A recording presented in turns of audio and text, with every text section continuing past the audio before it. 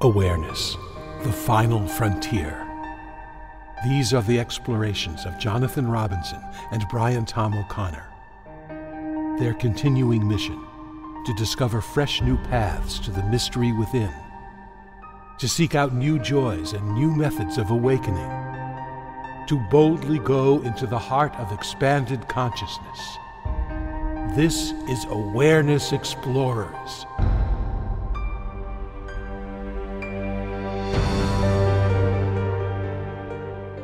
Welcome back, fellow explorers. Great to have you as always. And I always say I'm excited, and today I'm doubly excited because I have two friends who have helped me on the consciousness path, and I think they can help you as well. They have a model that is, I think, unsurpassed in showing you where you are, where you want to be, and how to get there. Their names are Ted Strauss and Dr. Carole Griggs. And before I introduce them, I do want to say hello to my trusty co-host and sidekick, BrianTomO'Connor. Good to see you, Brian. How you doing? Very well, Jonathan. I'm also doubly happy to be here with our double guest explorers. Yeah, this is our first time with two explorers, and the reason we invited them is because they've both been working on something called the iConscious model. And you can find out more about them at iConscious.global. And it's a model that is really both practical and eye-opening and different and helpful. And they have developed over the last several years. I'll have them talk about it. But Dr. Carole Griggs works at John F. Kennedy University. She's written a book that Brian will say a little bit more about. And Ted Strauss is a man about town, a Renaissance man. He's an inventor. He does all kinds of stuff. And he's also a good friend and somebody who I have hired to coach me as well. But before talking to them, why don't you say a little bit about your experience of Dr. Griggs' book, Brian?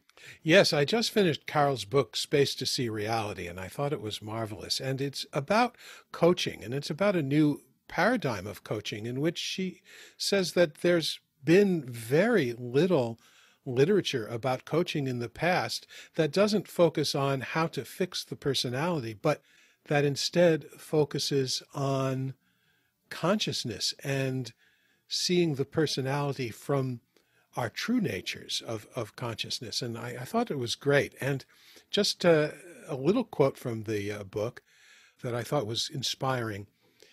She says, "If it is true that clients have all the answers they need, how might you show up differently in your sessions with clients?" And when I read that, I found that a real eye-opener. So thank you for writing that book, Carole, and thanks for being on the show, both Carole and Ted. Yes, welcome. Thank you. Good to see you both. Thank you so much for both of you. Great to be here.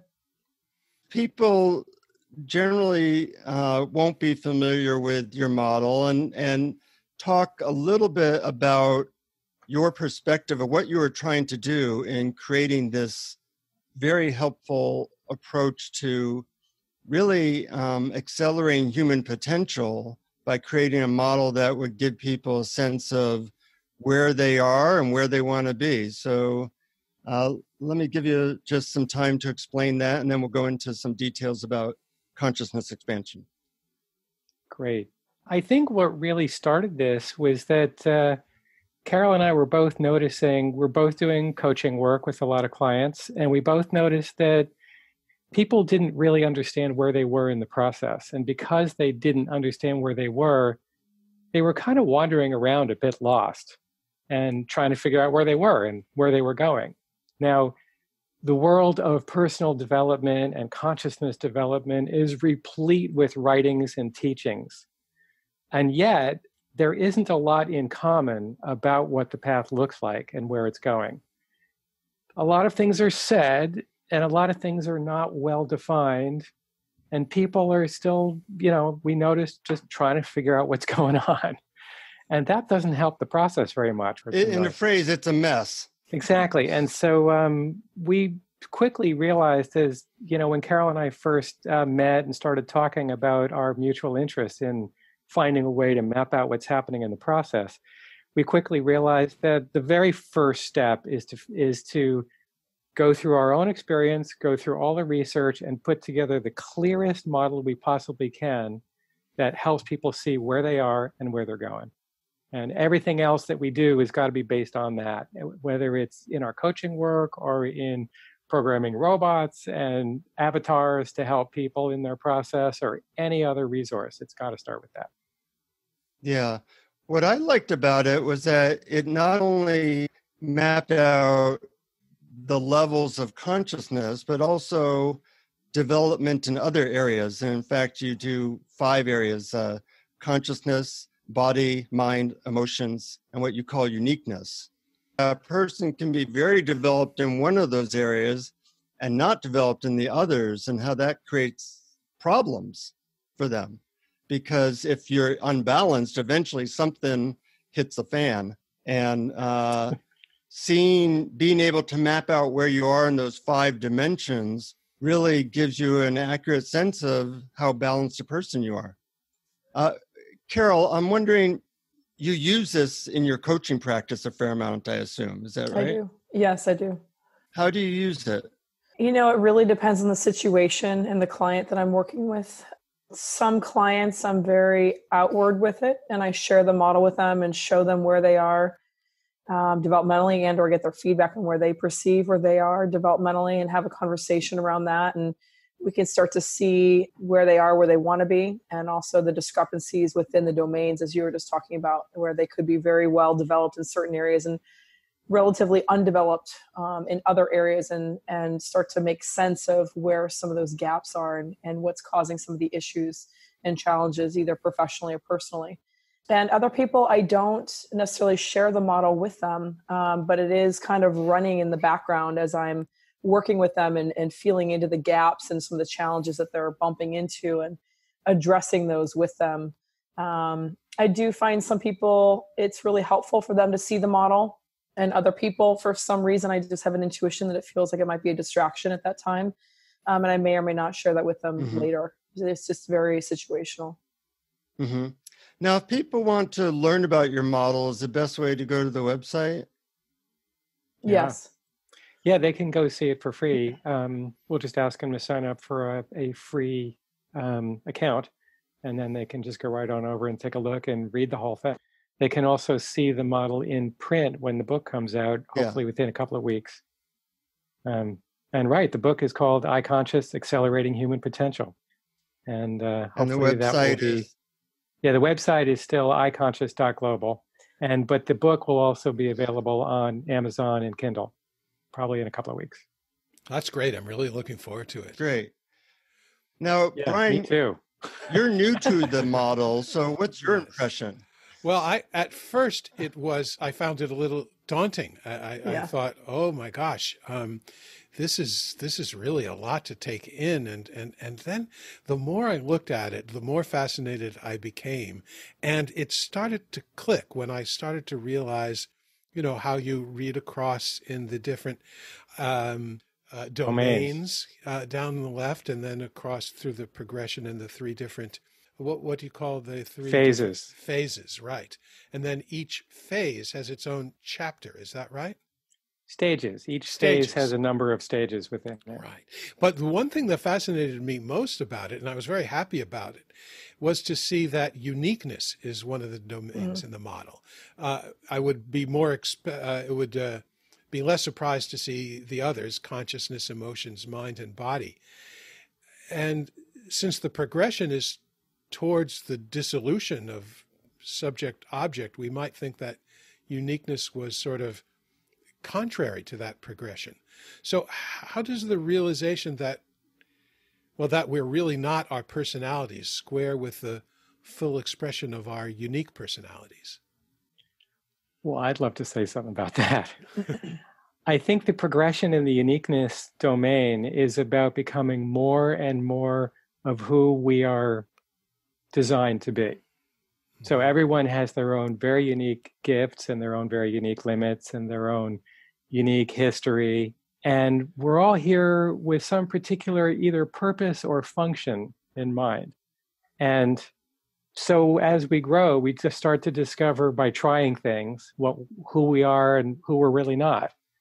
And it takes, at the beginning, in phase one, it takes us a while to figure out that we can't become who we want to be just because we want it. We actually, the only thing that really works is to become who we actually are. So we might decide, oh, I would love to be this amazing author who writes like 1,000 books and everybody loves me. But then if it turns out that, who you really are is an inventor or something else like that, the universe will keep kicking you until you go in the direction of who you are. And that progression continues to happen. You get to the point where you at first start to just accept who you are, and you stop believing that you can become something you just wish you were and in fact are not. And as you drop into yourself, that brings you into phase two. And in phase two, you're operating from the home base of yourself instead of your ideas. You have become one with yourself, which simultaneously is one with the universe, because self and universe are not separate. And so you grow from there, and you heal all of your past conditioning that was based on a fundamental sense of separateness from self and world and others. And you become even more who you are, and you discover an absolute imperative to bring forth the gifts that you have. Otherwise, well, there's this quote, right? Like, if you bring forth who you are, it will heal you. And if you don't, it will destroy you. And it's really true. At that point, you become so in tune with who you are that you are absolutely operating out of the necessity to be who you are. So you become very deeply who you are. And that's the only way to let go of who you are. You have to go through that. Now, you still are being who you are, even when you get to phase three and the subject-object dissolution happens, and you lose that whole sense of self that you had before that. But just because you lose that sense of self, or maybe better to say, you lose the need for any defined sense of self. It just becomes unimportant. What becomes important is to simply give service as who you are. At that point, you're fully being your unique self without any doubt or glitch. You're just being that. You simply lost the old perspective on life, that I am a separate person being this function or whatever. Instead, you're just like a leaf on the water being carried down, and that's just part of life. So in a certain way, you're losing all your self-consciousness. Yes, and we call that, what's the word? Self-reflection. You lose this self-referencing. habit. Yeah, self-referencing. You lose this habit of constantly referencing back to self. And you get to this point where it's like, oh, I was just doing that to check and make sure I was okay. I'm okay. I don't need that anymore. And it just goes away. And you're just being there doing your thing. And you're being absolutely unique. It's just that you don't have this self-referencing going on. I also think there's been some confusion around unity consciousness as sameness, and that Right. With that sameness, that uniqueness can't exist. It's this funny polarity that people get caught up in, that they need to drown out their uniqueness in order to experience the sameness that is one.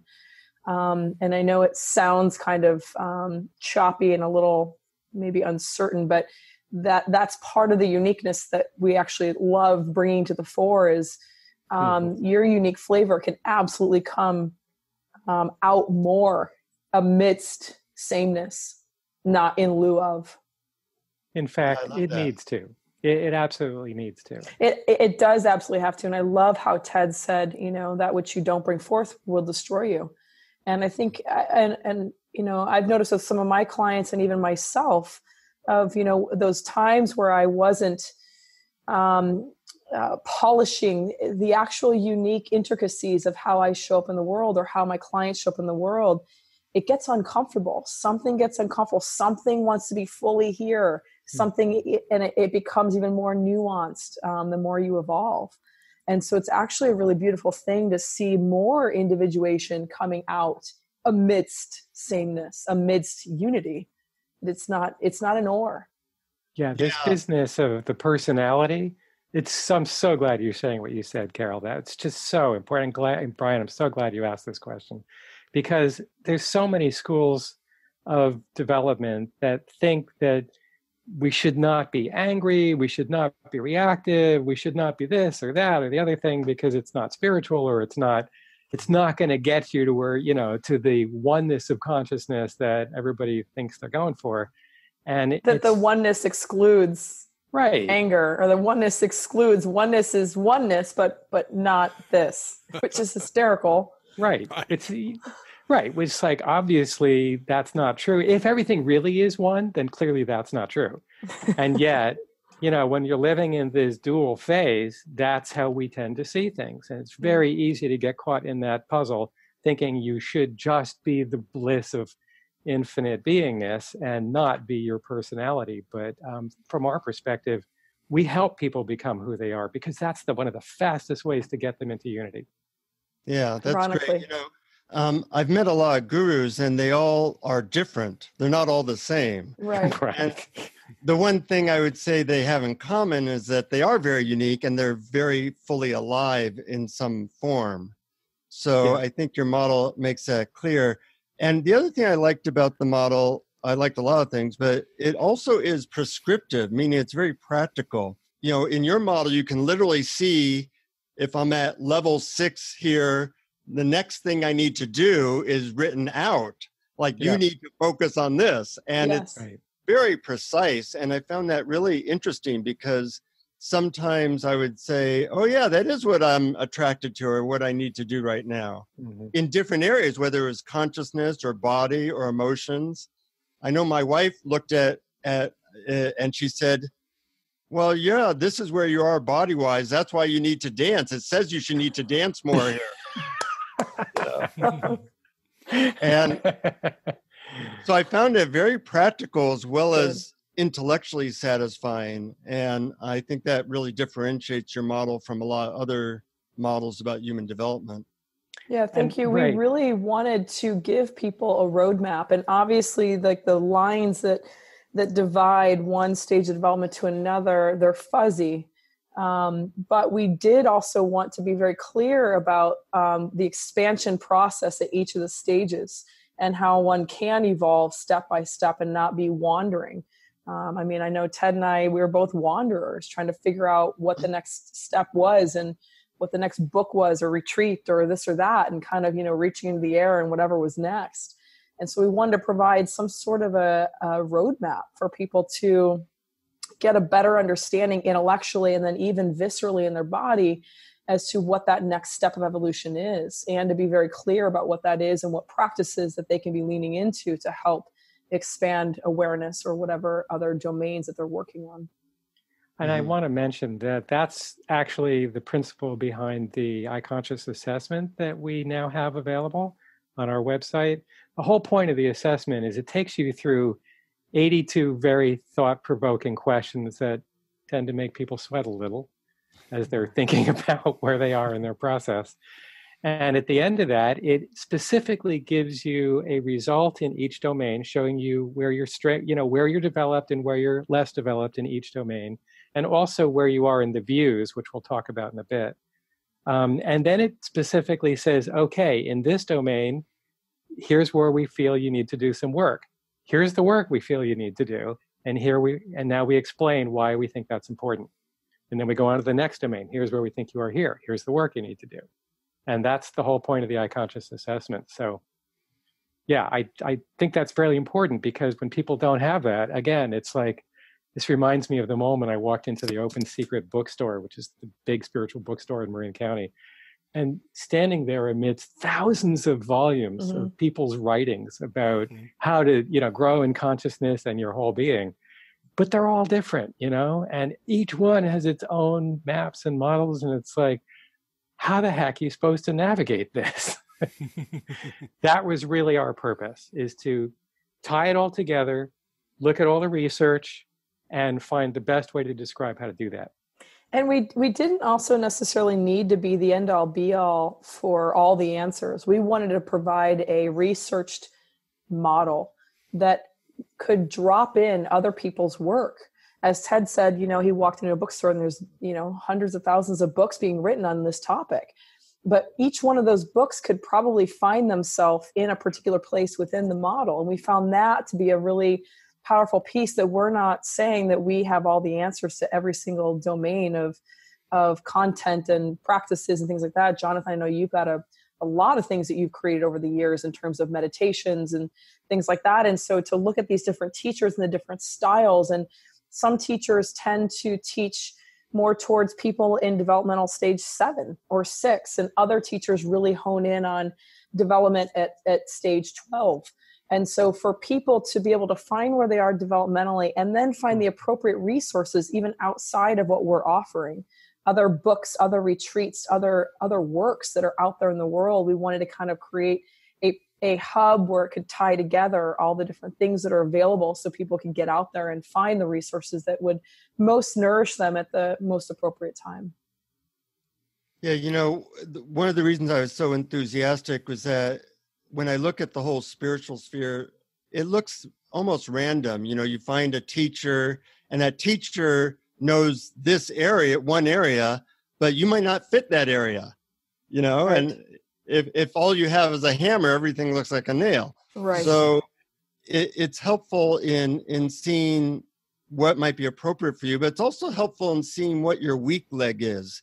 And I notice that people generally don't focus on their weak leg. They focus on what they're good at. And part of your model is, if you focus on what you're good at and you ignore your weak leg, then that discrepancy between what's strong in you and weak in you gets to be a problem. And you see this in gurus where they have a lot of conscious awareness, but their emotions or body is such that they get into all kinds of trouble with sexual things and moral things. And to a lesser extent, people like me might ignore something like the body, and then you get into body pains, or you get into where you're ignoring relationships and you're not strong there. So it's really important, I think, that people understand the value of seeing your weak leg and giving it perhaps more effort than what you might be called your consciousness work. If you're not in your body, if you're not in your emotions, that's probably where you should be focusing. Absolutely. Right. And Ted and I talk about this all the time, that when we're working with clients, that's the first place we go. Somebody who is adept at, evolving their consciousness, like, hey, keep going, you're doing great.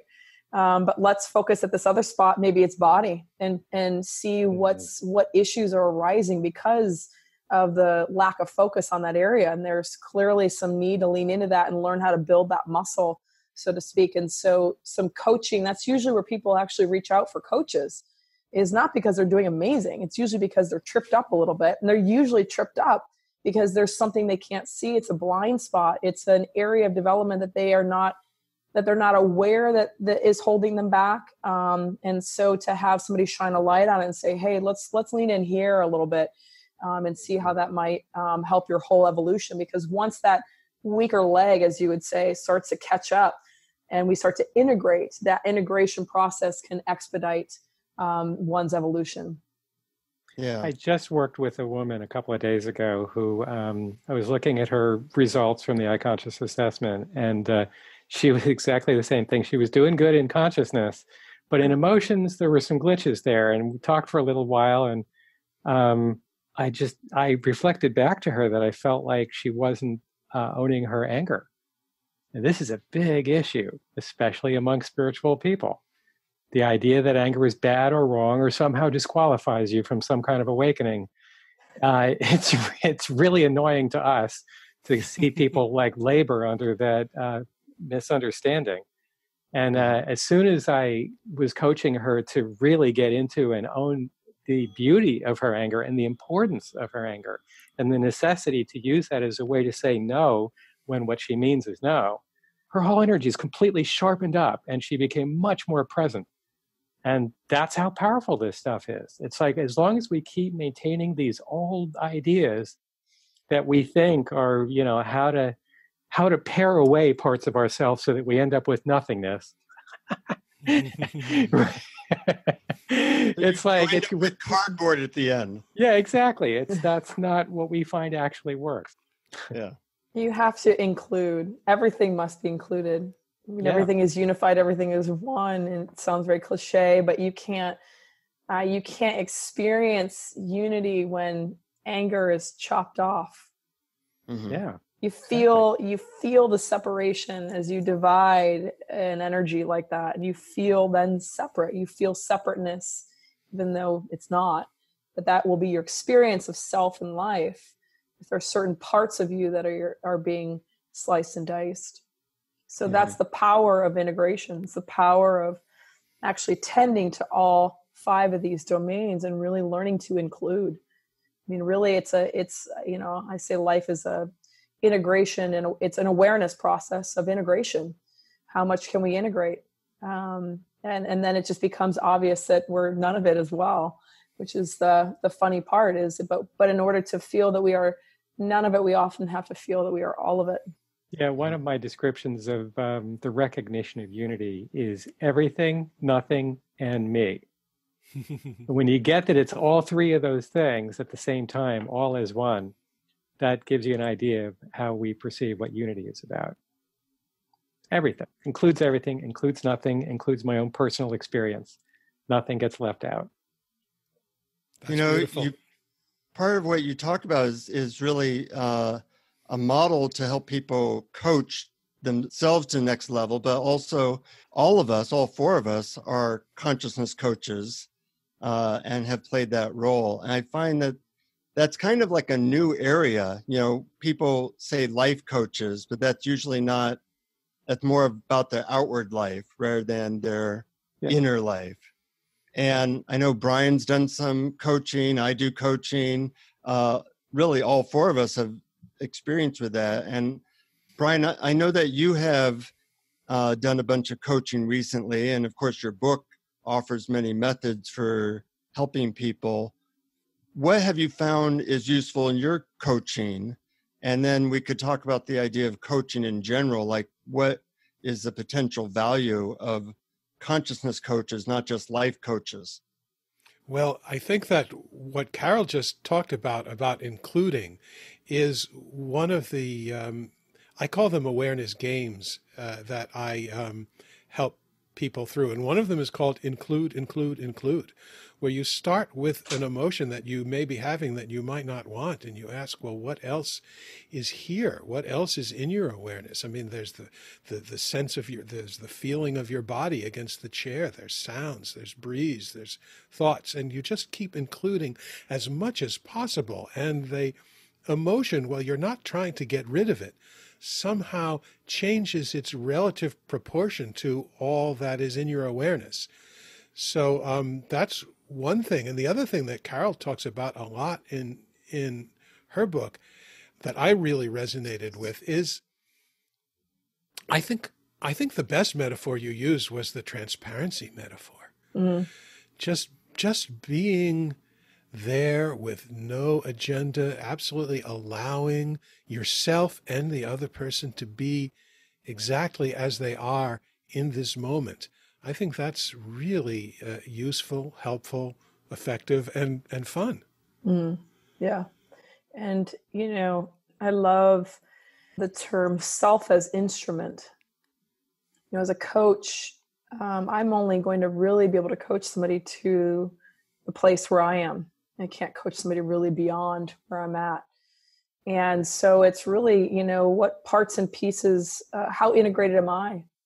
Because any emotion or any thought or anything that is that I see in my client that's not yet integrated here is going to be difficult, really, for my client to integrate if there's a blind spot in me. Mm-hmm. So the more transparent and integrated and whole, while also empty, providing this clear open space, the easier it will be for anything and everything to be allowed in the client, for them to welcome it in themselves when typically they're having a hard time welcoming certain things, but if I can't welcome it myself, how the hell am I going to welcome it for and with them in that space? So that's why I call, the book is called Space to See Reality. It's how is the coach showing up? What's the transparency and identifications of the coach, and how that provides a transformative space for the client.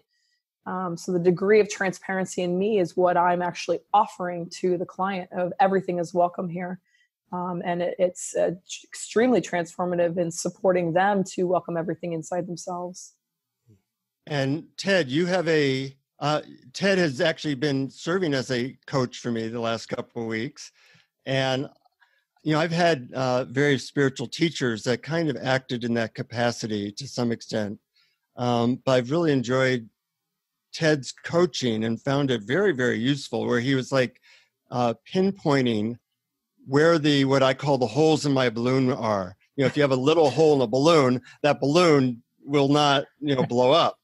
And so he'll point, like, you might try when you're, doing this, to do it at half your normal pace, so you can bring in more of a meditative experience there. And I'm wondering, in your coaching practice of people, what you have learned or what your approach is, Ted, or how you see your approach.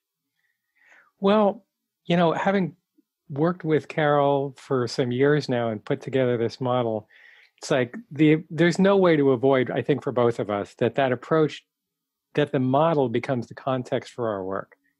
Mm-hmm. It's like we see people in wholeness, and the wholeness includes clear definitions of what that's about, which are the 3 dimensions in our model: domains, views, and development. And within that, just being very present with people, feeling them, hearing them talk, you just feel, I find myself just feeling the little pinch points. It's like you can just hear where they're coming from when they're talking. You can just feel where they're coming from. You can tell what they're working on in the background. You can feel the duality. Exactly. You can feel the rub. Right. Where's the this or, where's the or? Yeah. What are they fighting against? What are they rejecting in themselves? What are they rejecting in the world? What are they trying to fix or get over? And as soon as that comes into view, it's like, okay, I feel like here's the piece that we really need to focus on. It seems like you may be pushing away this part of yourself, and that's what continues to perpetuate this perception of duality. Let's see what happens if we start including that. What's the objection to including that? And we just get into it, talk about it. Mm-hmm. And that just has this magical miracle grow effect, And you're just identifying the duality, and as Ted says, I think we're feeling into people, we're feeling into their system, and we're listening for the language. Language is inherently dualistic, but we're listening for where there's an energy, like a charge in the language that's creating a duality, because that duality is the rub. It's the discomfort, because life is not dual. And so that's typically where people are tripped up, is where they're perceiving duality, where it's actually unified. So it's pretty simple once you hone in and can really identify, and really you have to identify it in yourself, those dualities, and be able to have that sense within your own system. And then having that sense with other people typically comes online pretty well.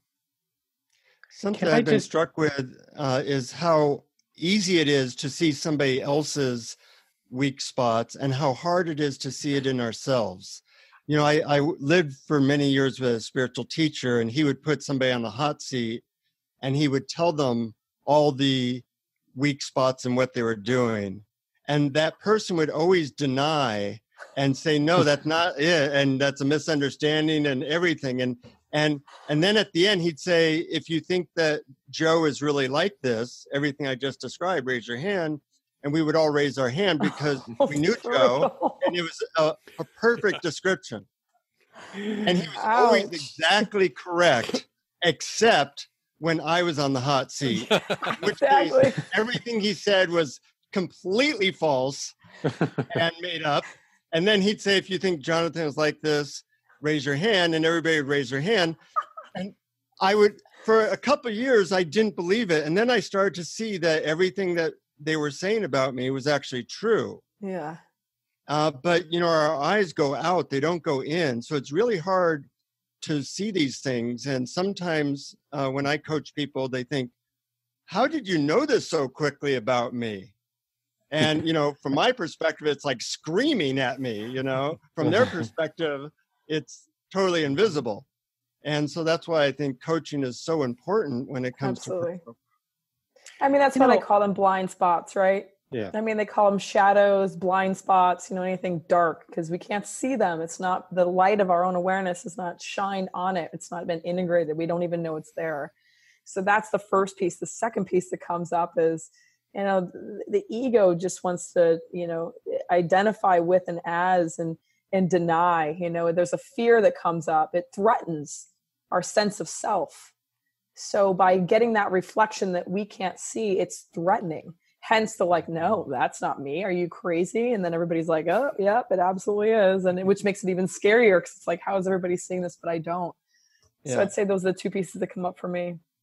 And I want to add that when the coach is willing to look at his or her own stuff, and is not only willing, but is well-trained and has been doing it for some time, then when you sit with the client, one of the things you're transmitting is the willingness to look inside and the capacity to look inside. And so then the client just picks up on that, and all of a sudden for them, they're less defensive. Yeah, they become just much more open, and they're willing to look at their own stuff because they can see you're not rejecting that in yourself. Yeah. And they feel the normalcy, if you can make it playful and soft and oh, when I notice this, I notice this. I'm curious, what do you see? You make it just so normal to just start looking at your shit. So, pardon my language, but you just make it normal. Yeah, you make it fun. You make it playful. You make it interesting. You don't make it something to be afraid of. And I found that helps tremendously for people to oh, I guess I could just be curious about this and wonder. And then all of a sudden they start finding things around what you're seeing, and it just becomes a much smoother process. Well, this is just part of what I'm glad you mentioned earlier, Jonathan, about the difference between life coaching and coaching for consciousness. And there's many kinds of coaching. We are specifically building a coach program that will become available, that will start in January, and you can see it on our website. And the whole point of training eye-conscious coaches is to help people understand that this is a whole new category of coaching. We're just calling it eye-conscious coaching, and what it means is that these coaches are willing to take in the whole range of who they are, what development is about, and the different dimensions of development, and the capacity that we bring in, as Carole was bringing in, with being present with ourselves, being open to ourselves, including everything. All of these things that we find to be the most accelerating factors is what eye-conscious coaching is all about. And it includes everything and is as integrated as we can possibly make it. And we'll be using, Ted and I created a course for John F. Kennedy University probably 2 or 3 years ago, and have been teaching that on and off. The course is called Human Development and the Evolution of Consciousness. And we've been using our model as part of that as students study all the different frameworks and maps and models that are out there in different arenas. And so we will be bringing some of that to the table so people can get an understanding of the history behind it. We're not going to go into too much depth on that because it's not necessarily a deep, master's course like John F. Kennedy. But we do want people to really understand the research that's behind this and what else is out there and how we've integrated some of these pieces so they can better understand the whole picture. It's also going to be, hopefully, I think we're working on it, ICF accredited, which means that we will be including a lot of the core competencies of ICF. So those coaches that already have an ICF, International Coaching Federation. It's the big, if you're wanting to be a coach in any capacity, whether it's corporate coaching or whatever, that's the most known, I would say, and the most well-organized coaching federation where you can get a certification. I think it takes 2 years to get your certification. And then you need continuing education credits and whatnot. And so our course will be offered as somebody that can earn continuing education credits. And so we'll be including some of those core competencies on even just how to be a coach and how to show up, along with the model and the history and its application to oneself, because you've got to understand where you are developmentally, and then its application to others, whether you're a coach, a life coach, a consciousness coach, or a therapist, or whether you're a leader. I work with a lot of leaders at, Google and companies in Silicon Valley. And, are you a manager? Are you a director? And how can you use this model even in that modality, and how important it can be to understand where the people that report to you are and how you engage with them and the people around you. Brian, I have a question. Actually, you may not know this, Ted, but I recorded our last session together. and I shared it with Brian. Oh, great. That's great. That's great. I think that's And excellent. so you listened to that, and we talked about it a little bit, but having listened to that, were there any questions that came up or any impressions that came up for you? Oh, I thought it was really great and absolutely fascinating. And as a matter of fact, I thought it would be kind of cool if you, Ted, told us the Jafar story, because we often think that, in spirituality, there's often this idea that we have to quiet our mind, or that the mind is the enemy. And on the opposite side, most people are ruled by their mind, are governed by their mind, and their emotions are led by their mind. And so I thought the Jafar story was a sort of a great antidote to that. Okay, great. Yeah. So yeah, in this modern Western society, one of the most prevalent diseases is this belief that the mind is king. If you can develop your mind and fully bow down to that, that's going to give you everything you need in life and make you happy. And, most people actually, they may not say they agree with that if you put it that way, but that's how they function, right? That's how I certainly functioned until I started to get that actually mind is not my higher power. Mind it's kind of like a computer, right? It's there to give us important information that we can make our decisions based on in our life, but it's just one input, right? And if all you're looking at mind for your inputs, you're going to have a hard time in relationship. You're going to have a hard time with your health. You're going to have a hard time discovering who you are uniquely, and you're going to have a hard time awakening to consciousness. Well, and because the mind inherently works in duality, right, wrong, good, bad, left, right, up, down. So you're kind of always in this ping pong match if that's all you're associating with. And the mind only has its own particular limited perspective, right? It might think it's got everything, but clearly it doesn't.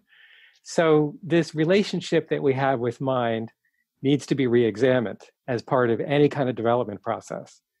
And the Jafar story refers to Aladdin, right? And in the Aladdin story, the king, the actual king of the kingdom, is hypnotized. He's under the spell of his prime minister, who's got this evil staff in his hand with a snake that's just, got him under his spell. And the prime minister represents mind. He has taken over the kingdom. He's to be the king. He's got the king hypnotized into thinking he's second in command. And eventually in the story, Aladdin finds a way to get this powerful staff out of this guy's hands. And all of a sudden, the king wakes up and puts Jafar back in his place. This is exactly what happens as we awaken in relation to our mind. We discover that who we really are is all of it, all of the domains of our being, and all of our personality, and all of consciousness. And mind is in second place at best. It's just part of the rest of how we get information about life. And when we understand that, it makes it way easier to start relating to mind as just something that's trying to be helpful. Once in a while, you can just, if it's being really annoying, you can just turn around to your mind and say, you're being really annoying. You can look at it as if it was somebody on television trying to sell you something. And if you think about it that way, it's like, they're saying, you got to buy this, you got to buy this, you got to buy this. And after a while, it's like, no, I don't. You either just turn it off, or you just, say, hey, I'm going to change the channel. And you have to be able to separate far enough away from mind and not identify as it to be that space to do that. Exactly. Space to see reality. And that's why it's so important to awaken his consciousness, because if there's going to be a senior principle here, it's definitely going to be consciousness. Consciousness has the capacity to see everything else that's going on in our body mind. And so it's the only domain in our being that is free of all of the story. It's free of the tendency to be attached to anything. So when you wake up as that part of yourself, you then have the space to begin to deal with all these other parts in a much more balanced way. You can include your mind as necessary. You can just put your attention on other important inputs as necessary, including other people, and not just be absorbed in mind all the time. And unfortunately, I have to say that the degree to which, especially modern Western human beings are absorbed in mind is really shocking. And there's no way to know how deep that is until you awaken as consciousness. Mm-hmm. When you awaken as consciousness, the spell starts to instantly break, and it's a completely different life. I like how you view it as it's not even, you can tell your mind, thank you for sharing. Yeah, right. I've heard that 1,000 times. That's really not your mind. It's like a mind that's going. Yeah. And you change your relationship to it from it's me to it's mine that may be helpful, may be not.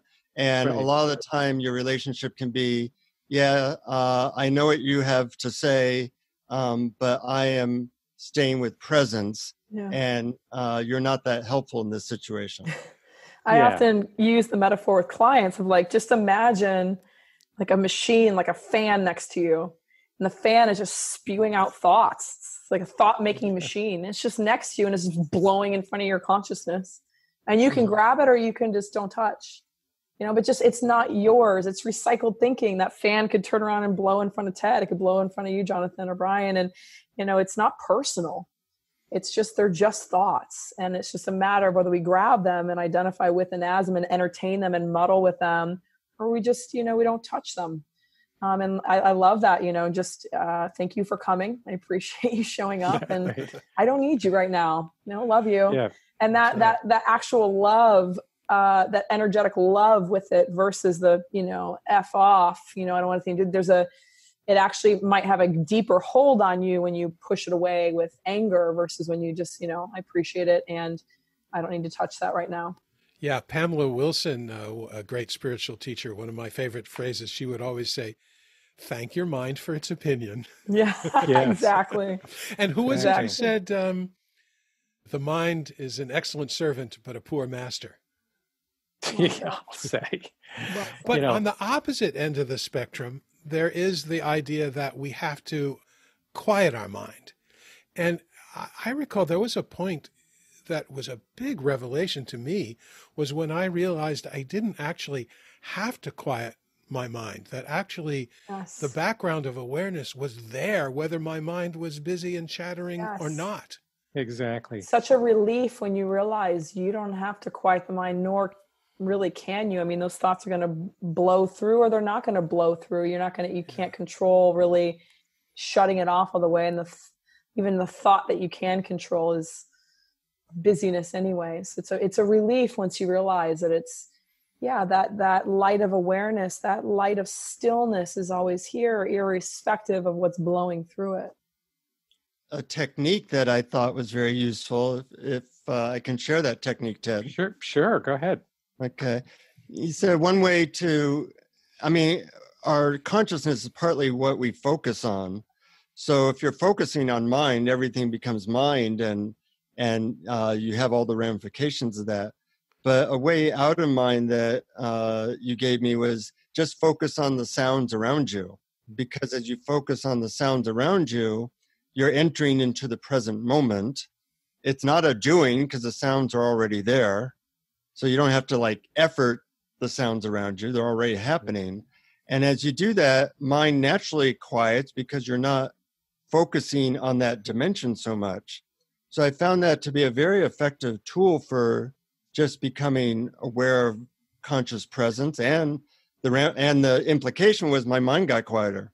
Yeah. And one thing I love about that as well is, a lot of practices have you focus on the breath, which brings people inside to sometimes the busyness inside, which is not a bad thing, but it's a beautiful alternative, Ted, that you've offered of, just listening to the outside sounds, which gets you kind of outside oneself for a moment and into the presence, and not that there's a difference with inside and outside really, but it's a different way to get outside of oneself, if you will, and kind of hear what's going on outside of you that also brings one into that presence. I love that. I want to tie this back into what you so beautifully brought in, Brian, which is this business of whether or not we need to quiet our mind. And I want to say that the reason that I think that there's so much emphasis on quieting the mind, especially in spiritual schools, is because consciousness, when we first start seeking to understand and to experience consciousness, it seems transcendent. It seems beyond our current experience, and it's actually rather subtle. In fact, it's more subtle than the subtlest experience we've ever had because it's not a thing. And so to recognize, when we're so deeply conditioned our whole lives to have our attention on the material, on the exteriors, and on the things that we can perceive, to then turn that around and experience the perceiver, the part that's actually being nothing but perceiving everything, that takes a change in attention. And to get there, it helps a lot of people to quiet their mind because their mind is so darn loud, they don't know how to go get away from it. The problem is that it makes you, in constantly practicing techniques that are, supposedly quieting the mind. The problem is you never get to the point that you were just talking about, Brian, is you never get to realize that it doesn't matter whether the mind is going on or not, that consciousness is still there. And so this becomes, from my perspective, a sort of a ramp that starts with practices that, if it helps you, yes, you can quiet the mind. It's not the ultimate goal. You're still going to have a mind. It's still going to be there, and it's still going to sometimes make a lot of noise. But if you can quiet your mind enough to recognize what's being aware of your mind, then you start, I work with clients to start recognizing the mind from the position of consciousness. First with eyes closed, when it's easier to do and there's less distraction and visual stimuli. And then slowly with eyes open, beginning to recognize that we're witnessing our thoughts. And then eventually I coach clients to recognize consciousness in the midst of wide open eyes, full activity, no matter what's going on. And I've noticed that a lot of people, for instance, and particularly Buddhist practitioners who've been doing a lot of mindfulness practice for years and years and decades, they end up not knowing that there's a way to have both. And that's why the coaching in that direction is so important. So I'm so glad you brought that in. That's super important. Thank you. That's really great to hear. And wonderful, I think, description and detailed explanation of it. And also the process, the step-by-step process of getting there that you described, I think is really helpful. Mm-hmm. Yeah, this is the kind of stuff we want to bring out into the world because the technology of awakening is here. And pieces that have been around for centuries. Our job is to integrate it and make it accessible. That's the whole purpose of iConscious. Make it accessible to everyone. And eventually we'd like to make it accessible to the world, not only through iConscious coaches, but also through technology applications.